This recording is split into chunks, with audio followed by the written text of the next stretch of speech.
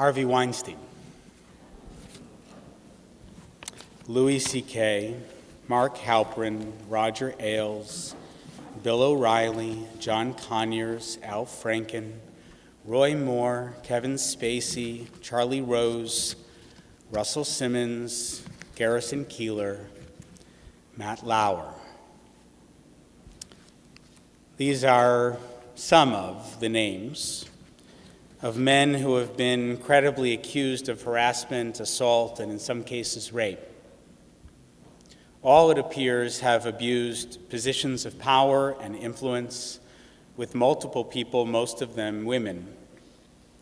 The journalists and entertainers who have been disgraced and dismissed by media and entertainment agencies who recognize the compromised position further association with harassers and predators would mean. Or if we're being generous, they've decided to do the right thing. The politicians so far seem to be hanging on. Then there are other names: James, Jiho, Andrew, Peter, Ahmed, Christopher, countless names of those who have not been publicly accused, who retain their jobs, their influence, and their capacity to abuse. They are doctors who molest patients, who grope nurses or colleagues. They're factory foremen, police officers, teachers, students, therapists, lawyers, CEOs, and middle managers. They are postmen and presidents. They are pastors, priests, imams, and rabbis. They are husbands and fathers. These are the men whose secrets have remained safe because the victim's risk of sharing their stories is greater than their risk of keeping them secret. The Talmud has a term for a community or a society where abuse is pervasive and moral leadership is absent: a Tarbut ra'ah, a perverse culture. I used to watch the Today Show from time to time. I liked Katie Couric. I really liked Ann Curry. I thought she was smart, at once incisive and emotive. And then Matt Lauer decided he didn't want to work with her.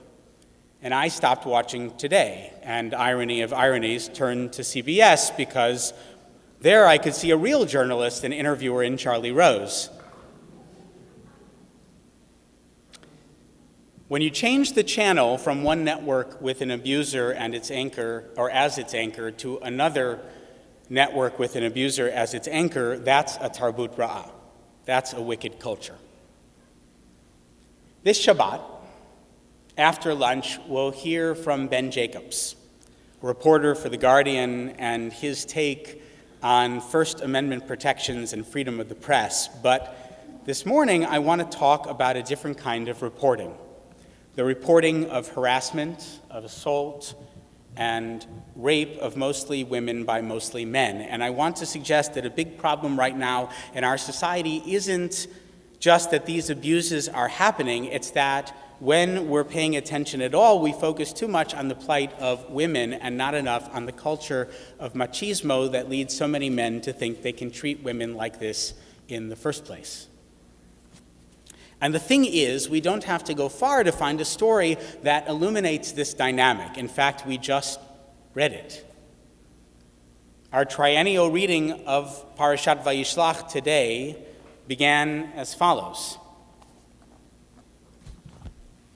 Vatetze Dina bat Leah, asher yalda liYaakov. And Dinah went out, that is Dinah, the daughter of Leah, who was born to Jacob, lirot bivnot haaretz, to see the women of the land, or the women of the locality. And Shechem, the son of Hamor, the Hivite, the local prince, saw her. He took her, and it says, Vayikach oto vishkav ota vayaneha. He took her, lay down with her, and raped her. We'll get to the brother's reaction a bit later, but for now I'm interested in Jacob's response. The text tells us Jacob, Dinah's father, is the first to find out. And what does Jacob do? Well, nothing. The pasuk reads, "At the time Jacob heard his daughter Dinah had been defiled, his sons were in the field with his livestock. Ve'charish Yaakov ad boam." So he kept quiet until they came back. Why doesn't Jacob say anything? Possibly he's afraid tensions could escalate. Sforno, the 16th century Italian commentator, says he refrained from starting a quarrel until his sons would have been informed of what happened so that they could be on guard against adversaries. Maybe Jacob is afraid for Dinah's safety, or for his own safety. Or maybe Jacob isn't yet clear exactly what's transpired. The Torah is precise when it describes the news that's been relayed. V'Yaakov shama ki tim'ei et Dinah bito. And Jacob heard that his daughter Dinah had been defiled. We're not told whether or not he knew that she was raped, per se. If the sex had been consensual, we could speculate perhaps Jacob would have felt differently. Maybe he is angry with her as much as with Shem or Hamor, Shechem's father. In fact, there are commentators that imagine Dinah was not raped, including a modern midrash in the form of a novel called The Red Tent. Perhaps some of you have read it. The problem, though, is the Torah seems pretty clear about what happened. Vayishkav ota vaya'aneha. If he had simply lay with her, we wouldn't need the final verb after he lay with her. Vayaneha means he forced her. So what then? What's the next thing we focus, or next thing we often hear when a sexual assault has occurred? On whom do we focus? Not the rapist, but the victim. Maybe she dressed the wrong way. Maybe she sent mixed messages. Maybe she said no, but her body language said yes. Maybe she was in the wrong place at the wrong time, something single women need to be careful of. Rashi, the great 11th century Talmudist and Torah commentator, the one sometimes made out to be a feminist because he taught his daughters to lay tefillin, still isn't quite sensitive to the spurious allegation leveled against rape victims from time immemorial. Why does the verse before the encounter say Vatetse Dinah bat Leah, indicating both that Dinah is the daughter of Leah specifically and using the verb specifically to go out?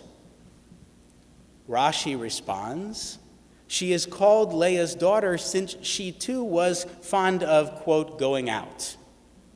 As it is said, and Leah went out to meet him. Rashi bases his comment on a midrash from Bereshit Rabbah, which notices the verb vatetse, and she went out, is used to describe the scene in chapter 30 when Leah appears to seduce Jacob after buying her sister Rachel off with some mandrakes.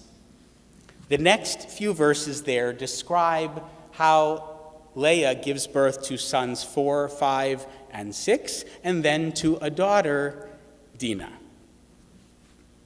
We get the midrashic move. Leah went out to seduce Jacob, which produced Dinah. Dinah went out in a similar manner and got raped by Shechem.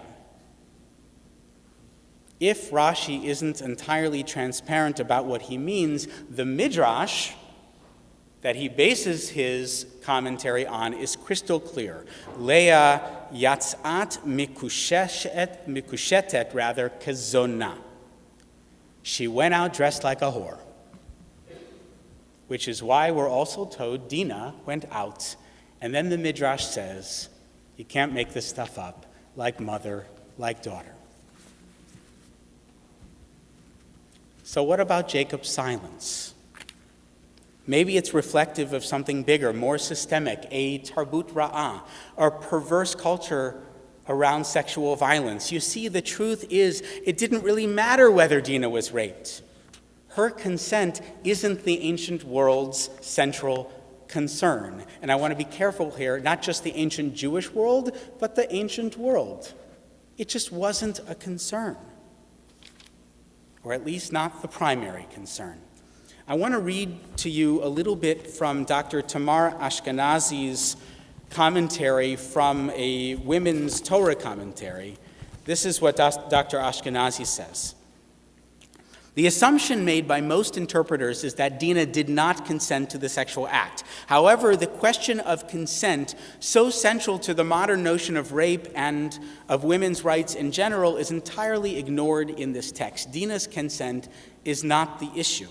In our society, forcing a woman to have sex against her will is seen as terrible both for its emotional and its psychological consequences, and for the humiliation and debasement suffered by the woman as an individual. The Bible, even in its rape laws, was primarily concerned with the juridical and social status consequences of the tort involved in sleeping with a virgin without either marrying her or compensating her father. Dinah, like all women in biblical times, is, at least in part, a commodity. She more or less belongs to her father. When she is deflowered, as it were, she belongs to her husband. But if the person doing the deflowering isn't her husband, that's a problem. However Jacob felt about the rape itself, and we really can't know. I hope he felt awful. At the end of the story, Jacob seems to have been okay with the solution, at least. Shechem is to marry her. Which is why Jacob gets so upset when Shimon and Levi trick the Hivites into circumcising themselves. What do? When the men recovering from their circumcisions are most vulnerable, they slaughter them, Shechem and Hamor and every other male in the city, and they rescue their sister. Is this collective punishment fair? Maimonides says yes, because they, quote, saw and knew about Shechem's abduction of Dinah, yet they did not bring him to justice. This is from his Mishnah Torah. Silence is consent, says the Rambam. By that token, though, Jacob too may be complicit in his daughter's trauma, and maybe Shimon and Levi are the heroes of the story, we might say. They at least know, unlike many ancient and modern, that the victim is not to blame for the crime. They retort to Jacob, should he then have been allowed to treat our sister like a whore? But before we go too far in defending Shimon and Levi for their vigilante justice, remember their collective punishment of Shechem's and Hamor's fellow citizens includes not just theft of property, riches, and livestock, but also their women and their children. They certainly don't have a sophisticated appreciation for the importance of treating women and girls with respect. We have to be careful not to be apologists for Torah. Torah is what it is, a really old, really important, but really old book. No, as is often the case, we have to look closer at the text to discover how the ancient words of Torah, written for another culture in another time, might guide us in our time. Which brings me back to the issue of sexual assault and consent. One of the things we're hearing a lot in the wake of these scandals is that women and men are beginning to think differently about sexual violence. How telling that in the 90s, many prominent feminists sided with President Bill Clinton because while his behavior was repugnant, it was still consensual. Betty Friedan said in those days about Clinton, his enemies are attempting to bring him down through allegations about some dalliance with an intern. Whether it's a fantasy, a setup, or true, I simply don't care. End quote. And the National Organization for Women, which has done extraordinary work on behalf of women and girls, equivocated about whether the president was a sexual predator or merely a womanizer. What was not said enough at that time, including by me, what still isn't said enough today, is that consent is only part of the story. The full story is about power and the abuse of power. Lewinsky worked for Clinton. The women Matt Lauer allegedly abused were subordinates by rank or by circumstance. And that's the story we see playing out again and again in the media, in entertainment, in politics, and not in the many spheres where calling out harassers, abusers, and even rapists is riskier for the victims than it is for the perpetrators, because they can lose their jobs, their reputations, sometimes even their lives. The story of Dinah is instructive because we never hear Dinah's voice. She is utterly silent. She is acted upon. The disempowerment of women by men is an ancient and modern story indeed. Rabbi Laura Geller, a Reform colleague from Los Angeles, writes about Dinah, "Her silence is loud enough to reverberate through the generations. We hear it in the reports of other fathers who perceive their daughter's rape as their dishonor, their punishment. Fortunately for Dinah, in Genesis, the blame and punishment fall entirely on the perpetrator and his people, not on her. Other women are not as lucky." Rav Geller considers what happens to Dinah in the aftermath of her ordeal. We do not know. We never hear from her, just as we may never hear from the women and girls in our generation who are victims of violence and whose voices are not heard. But the legacy of Jacob as Israel, she writes, the one who wrestles, demands that we confront the shadowy parts of ourselves and our world. The feminist educator Nell Morton urged women to hear each other into speech. Dinah's story challenges us to go even further and be also the voices for all of our sisters. That's Rabbi Geller's words. And I would say, well said. And I would add to the men in the room, after listening to women's voices, we also must speak, but less about victims and more about perpetrators, harassers, abusers, and rapists. In other words, we must speak more about ourselves. What is it in us, in our masculine culture that has convinced so many men and so many boys that they can objectify or harm women? The Tarbut Ra'ah that continues to shape our society is corrosive for all of us of every gender. What ultimately do we learn from our Parsha? That consent matters, and it doesn't.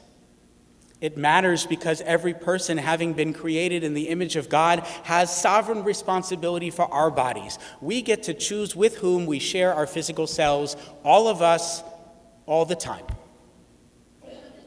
And sometimes the choice is complicated because we as a society make it complicated. We create situations, power dynamics that rob women of their full agency.